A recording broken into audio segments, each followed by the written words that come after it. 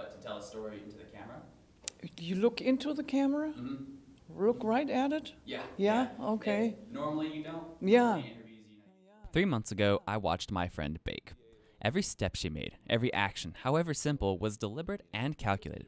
I was amazed by her complete confidence and how beautiful this confidence made her. It made me wonder, what simple moments of beauty have others experienced? So I asked people to tell me their story. My guidelines were simple. There's no wrong answer, and any memory is welcome.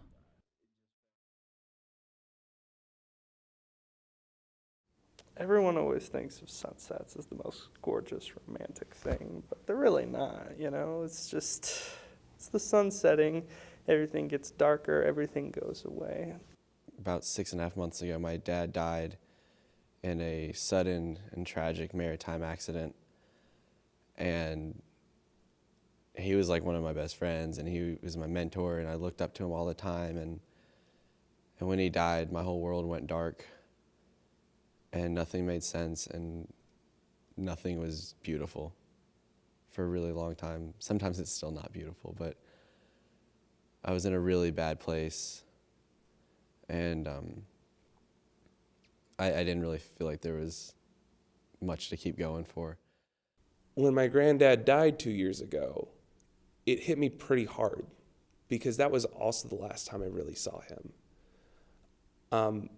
And in order to alleviate that stress of, him dying and my first semester of grad school, I just drove around. I love driving. I really do. I drive and I pump music as loud as I can and just get lost in it. So I'm driving, and oddly enough, this cover of the theme song to the cartoon show Arthur comes on. I believe it's called Every Day Can Be Wonderful. And it gets to the refrain, which is just basically, every day it can be wonderful.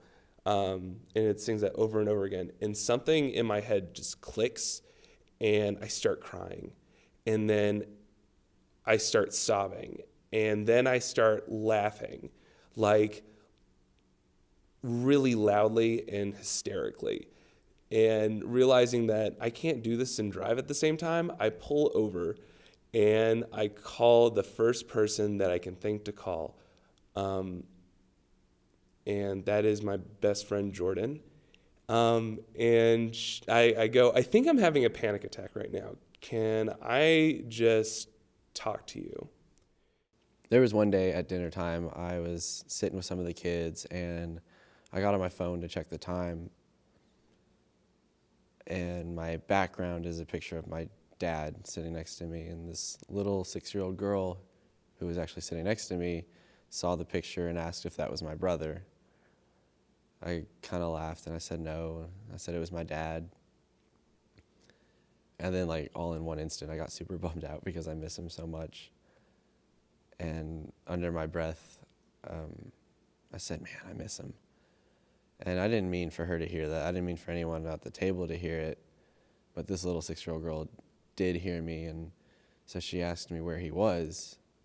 When I was 9 years old, an aunt who was very fond of classical music took me to an opera. The opera was Hänsel und Gretel, the fairy tale, which I assume everybody is familiar with. And during the scene where Hänsel and Gretel go asleep in the forest after their parents had abandoned them, they kneel down and do their little evening prayer. They are afraid, of course.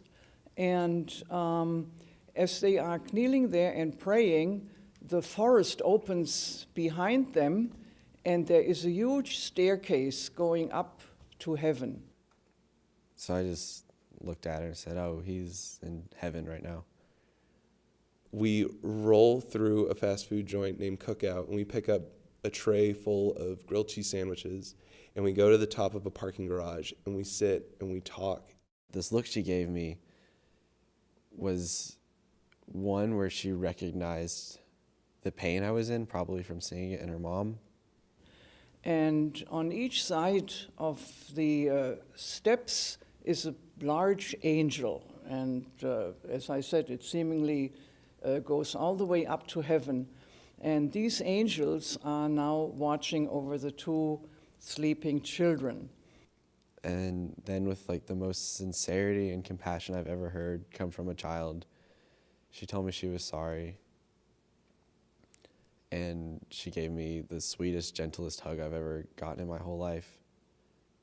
It was the first time since hearing about my granddad's death, which had been like over a week, that I was finally able to know what I was going to do afterwards. It was that one little moment that made me realize that life is going to be full of beautiful moments.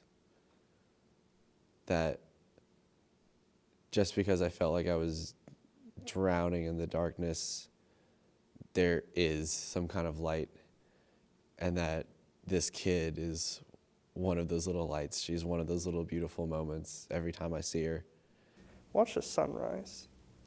Watch the sunrise slowly while you're on the top of a hill, and you could just see everything slowly be created right in front of your eyes. And I have been going to opera ever since my aunt had taken me for the first time. And 14 years later, I met my husband in an opera. And the title of the opera was The Bartered Bride. And this is the reason I'm in Johnson City, Tennessee today and not in Wiesbaden, Germany. And I think my favorite thing that I got out of it was that I can still hope for tomorrow. I can hope, to get up one day and not be super depressed and upset all the time. That I can, because of that one little moment, look forward to a lifetime of more beautiful moments that I'm gonna enjoy to the fullest for me and for my dad. You're a part of what's being created. And when that sun hits you just right, man, I tell you, you definitely feel like you're being created again.